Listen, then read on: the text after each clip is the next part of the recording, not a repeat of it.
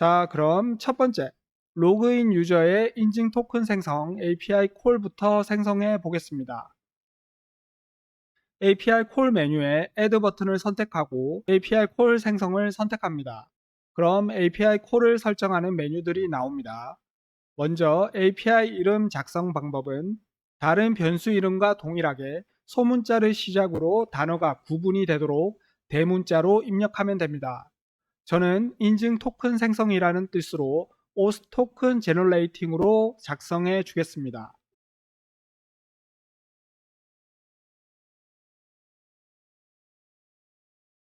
이제 메소드와 API URL 엔드포인트를 넣어야 하죠. 그럼 다시 fake API 문서로 이동해서 해당 정보를 확인해서 가져오면 됩니다. 보면 이전에 확인했었던 인증 토큰 생성 쪽에 메소드와 엔드포인트 정보가 나오죠. 메소드는 포스트로 지정하고 엔드포인트를 API URL에 넣으면 됩니다. 복사해서 똑같이 넣습니다.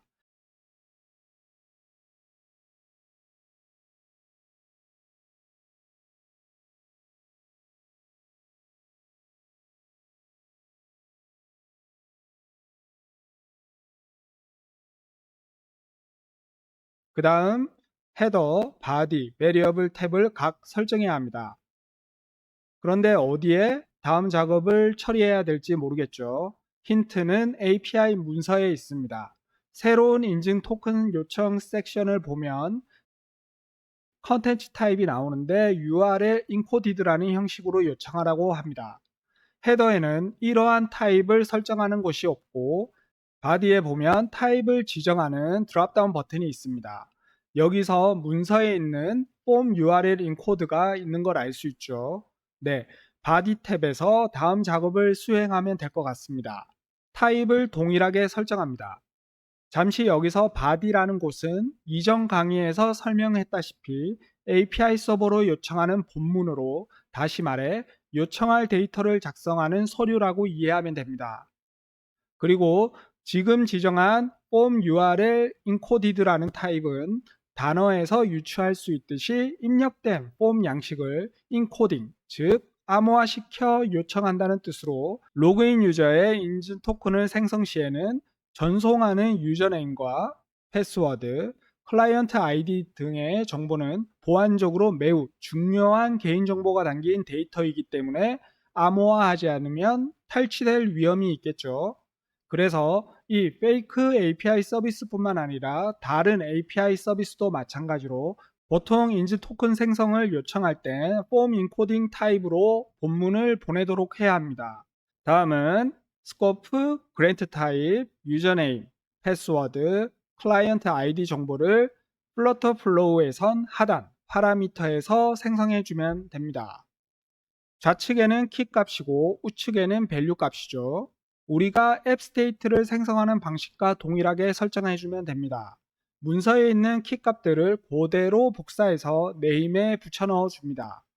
그리고 여러분들은 이제 API 작업을 할 때 공식 문서에 들어간 각 키 값들의 의미를 어느 정도 이해하고 사용해야 합니다. 사실 페이크 API 문서의 경우엔 사용 용도가 테스트용인지라 API 문서들 중에서도 상당히 설명이 부족하고 불친절한 편에 속합니다.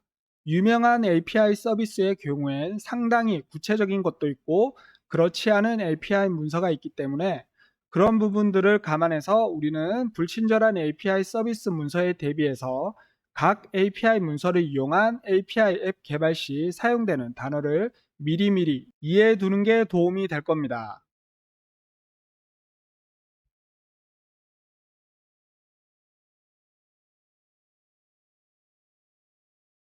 그럼 각 키값들을 하나씩 의미를 유추해 보자면 스코프는 범위, 영역이라는 뜻으로 밸류에 들어간 디폴트 값이 오프라인 액세스로 입력되어 있는 것으로 보아 발급받게 될 인증 토큰으로 어느 영역까지 접근할 수 있도록 할 것인지 그 범위를 정하는 키값의 이름으로 많이 사용됩니다.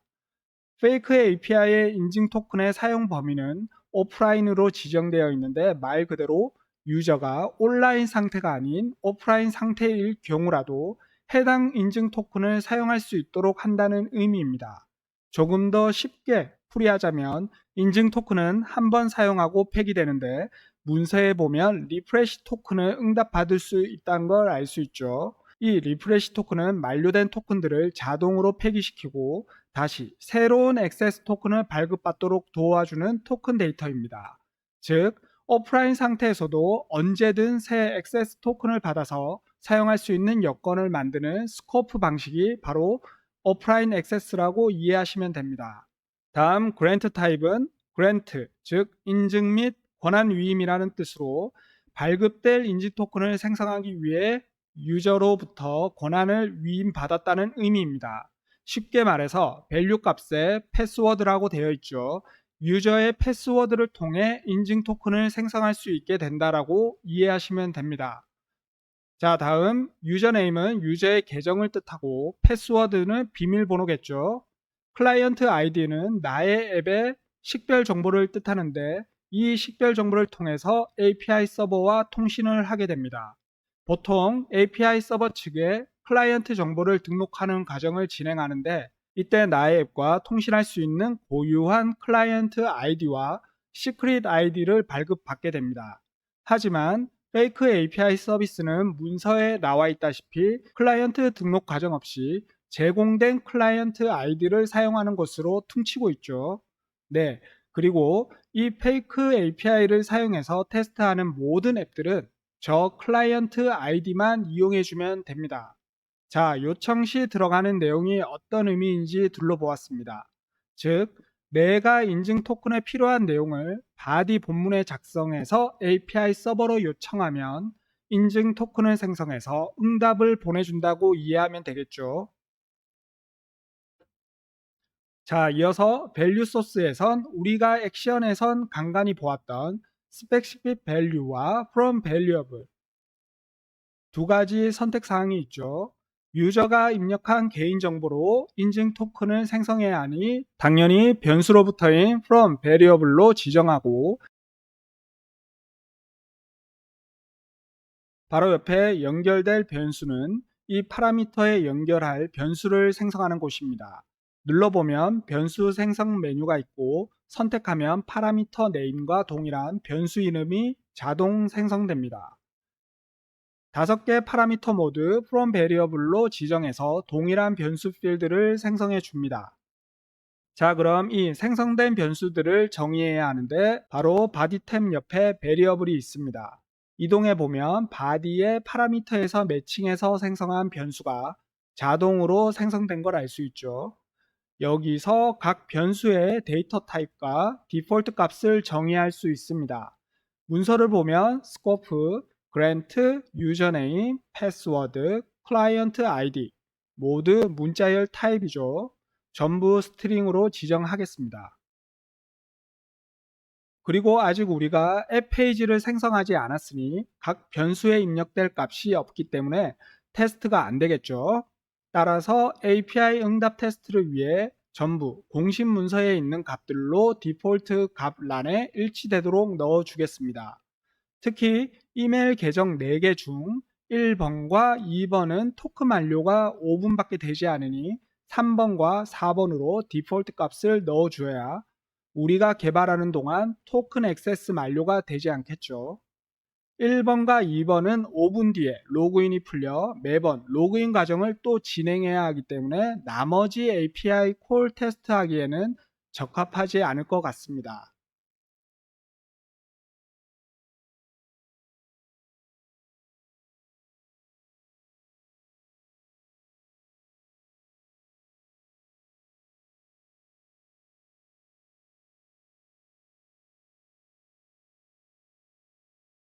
자, 첫 번째 API 요청 기능인 인증 토큰 생성 API 콜 작업은 끝났습니다.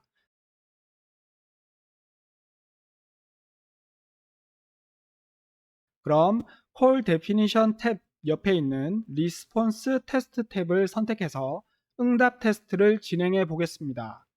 우측 상단 테스트 API 콜 버튼을 눌러보면 프리뷰의 응답 결과를 알 수 있죠. 스테이터스가 205K가 뜬 걸 보니 API 서버와 통신이 성공된 걸 알 수 있습니다. 그리고 응답된 내용을 보면 API 문서와 같이 토큰 타입, 만료 시간, 액세스 토큰, 스코프, 리프레시 토큰까지 모두 받아온 걸 알 수 있습니다. 네, 이렇게 인증 토큰 생성 API 콜 작업은 성공적으로 마쳤습니다. 다음은 두 번째 API 콜로 로그인한 유저에게 보여질 승객 리스트 정보를 읽어올 API가 필요하죠. 저는 getPassengers로 이름을 작성하고 API 문서로 가서 모든 승객을 읽어오는 getMethod 타입의 endpoint도 복사해서 붙여넣어 줍니다.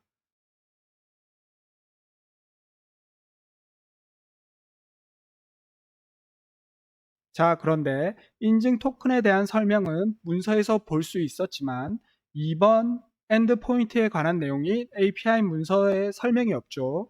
OS API 문서가 아닌 그냥 API로 페이지를 가보면 모든 엔드포인트들에 대한 설명이 나와 있습니다.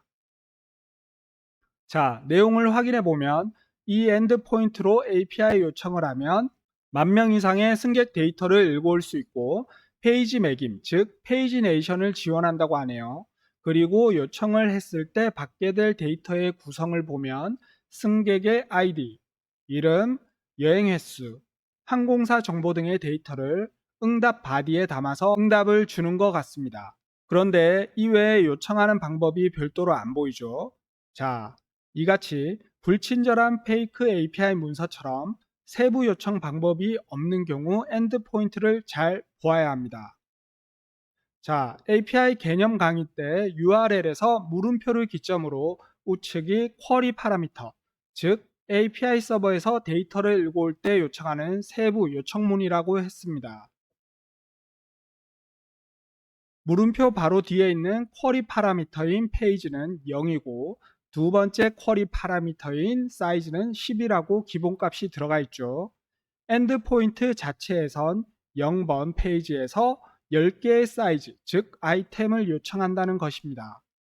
응답 코드를 다시 보면 이러한 아이템을 0번 페이지, 즉 첫 번째 페이지에서 총 10개 아이템 리스트로 요청하는 것으로 보입니다. 이처럼 주어진 엔드포인트 그대로 요청해도 되지만 우린 페이지와 사이즈를 변수로 처리해서 데이터를 가져오는 식으로 작업해 주겠습니다. 물음표를 기점으로 첫 번째에 나오는 것이 키 값이고 뒤에 있는 숫자들이 value죠. 즉 키와 값의 쌍이죠. 엔드포인트 URL에 있는 쿼리 파라미터를 변수로 처리하는 방법은 키 값은 그대로 두시고 value에 있는 값들을 모두 지우고 대괄호 안에 키 값의 네임과 동일하게 입력해주면 됩니다.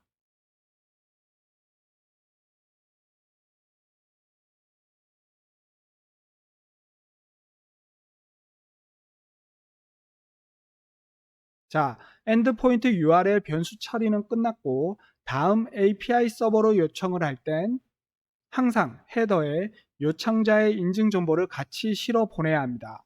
API 강의 개념 때도 언급했듯이 헤더의 정보를 체크해서 유효한 API 요청자인지 API 서버 측에서 확인 과정이 있다고 했습니다. 따라서 헤더에는 첫 번째 API 콜인 OS 토큰 제너레이팅에서 생성한 로그인한 유저의 인증 토큰 값을 보내는 게 맞겠죠.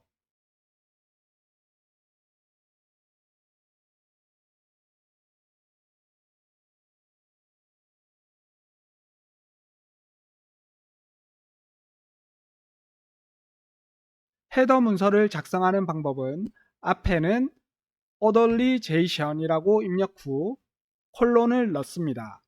그리고 뒤에는 한 칸 띄우고 배열이라고 입력한 뒤 한 칸 띄우고 대괄호 안에 os 언더바 토큰이라고 입력해 줍니다.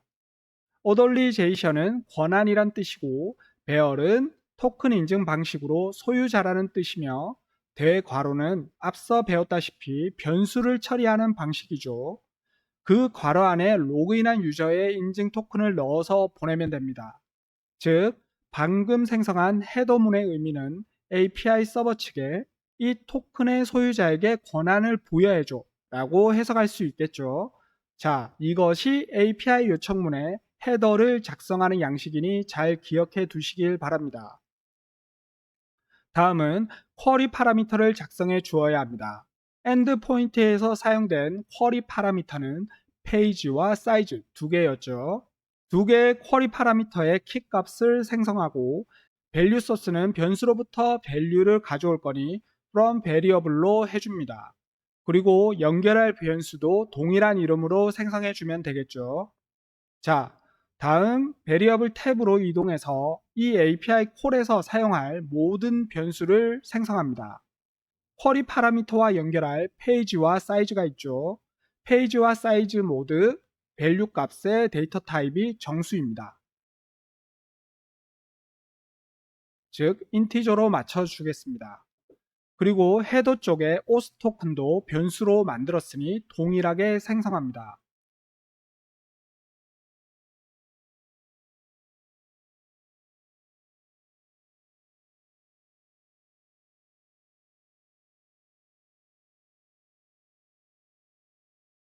이제 API 콜 테스트를 위해 각 변수의 디폴트 값도 넣어주겠습니다. 페이지와 사이즈는 기본 값으로 있던 0과 10으로 입력해주고 오스 토큰은 무엇으로 넣어야 할까요? 공식 문서에 있는 토큰 값은 이미 시간이 지난 토큰 값들이기 때문에 유효하지 않을 겁니다. 그럼 방법은 첫 번째 오스 토큰 생성 시 응답으로 받아온 API 응답 문서에 있는 액세스 토큰을 붙여 넣으면 될 것 같습니다.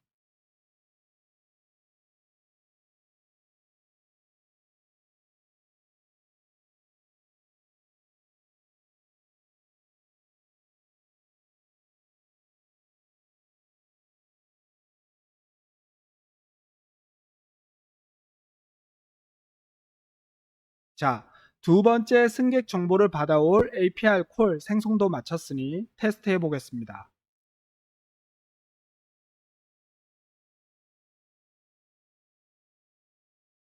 다음은 세 번째, 유저가 선택한 승객의 세부 정보를 받아올 API 콜을 생성해 주겠습니다. API 문서에 승객 아이디로 승객 정보를 받아오는 엔드포인트가 있죠.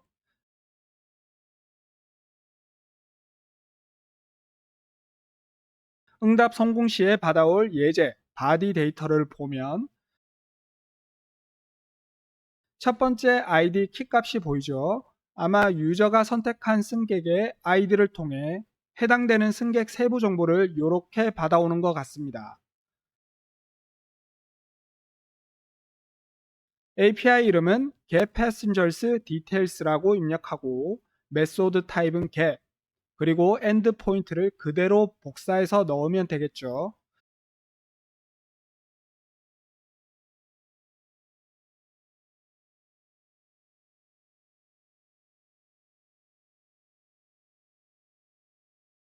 자, 이번에도 엔드포인트에서 변수로 처리할 요소가 있는지 보겠습니다.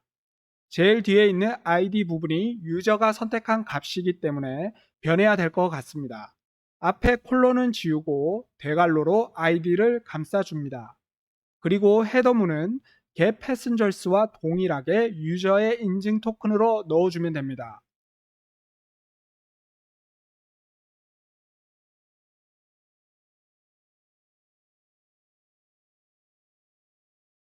다음 쿼리 파라미터에선 작업이 필요 없습니다. 엔드포인트 URL에서 물음표가 없었죠.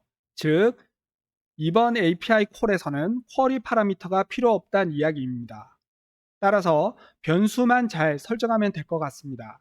이 API 콜에서 사용할 변수는 id와 ost 토큰 두 개이죠. 이름을 넣고 둘 다 타입은 문자 형태의 밸류 값이 저장될 거니 string,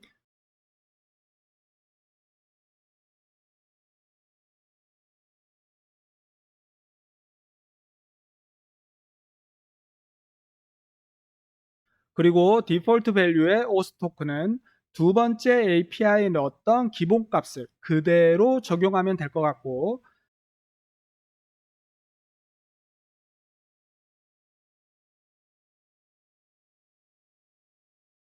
id는 승객의 id 값이니 공식 문서에서 가져오겠습니다.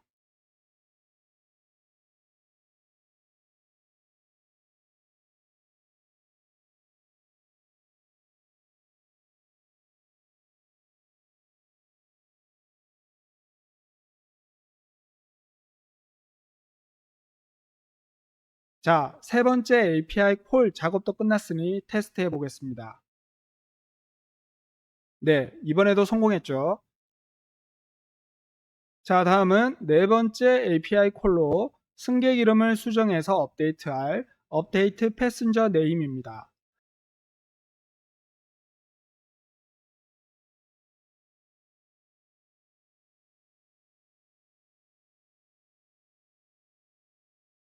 문서를 보면 패치와 푸시 있죠. 만약에 전체 승객의 정보를 수정해서 업데이트한다면 품 메소드를 사용하는 것이 맞고, 특정 승객의 정보 수정 시에는 패치를 사용하면 되겠습니다. 우리는 선택한 승객 이름만 수정할 거기 때문에 패치 메소드로 적용해 보겠습니다.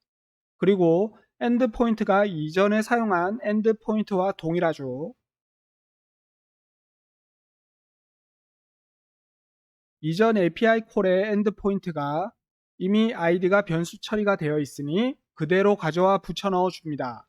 자, 그 다음 헤더문도 동일하게 넣어주고, 다음은 바디 본문 작업을 해야 하는데 이번엔 공식 문서의 예문을 참고해 보겠습니다. 보면 JSON 타입의 키와 밸류 형태로 요청하라고 합니다.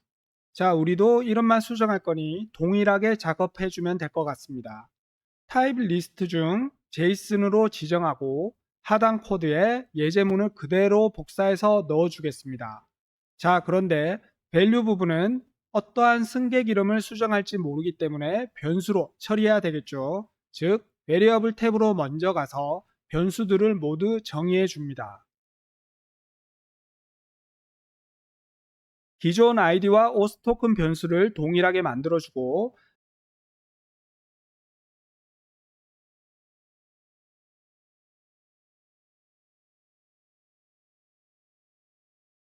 네임을 추가합니다. 문자 타입이니 스트링으로 해주고요.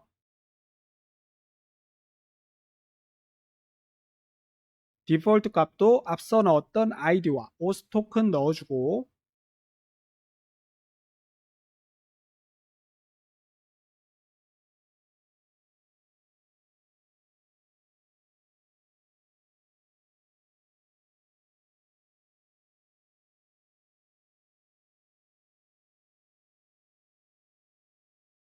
다시 바디 탭으로 이동해서 상단에 베리어블 변수들이 보이죠.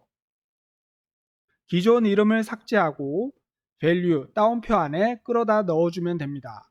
자, 승객 이름 수정 API 콜 작업도 끝났고 테스트해 보겠습니다.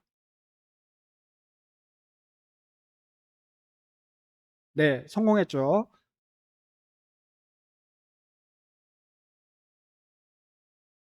자, 이제 마지막 승객 정보를 삭제하는 delete passenger API 콜을 생성하겠습니다. 이름을 작성해주고 메소드는 delete, 그리고 endpoint도 동일하죠.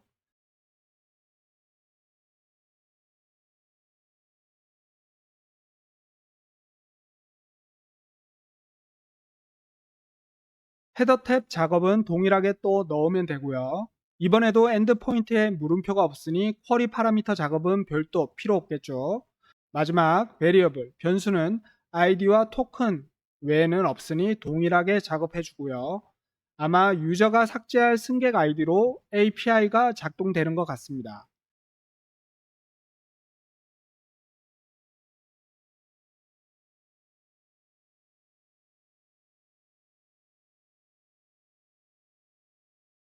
자, 마지막으로 API 콜 응답 테스트를 해보겠습니다. 네, 성공했습니다. 자, 여기까지 API 앱 개발 첫 번째 시간 API 콜 생성과 응답 테스트 과정이었습니다. 강의가 너무 길어지니 여기서 한번 끊고 다음 시간은 본격적으로 페이지 UI를 디자인하고 생성한 API를 페이지에 연동해서 기능을 완성해 보겠습니다. 자, 이상으로 강의를 마치겠습니다. 감사합니다.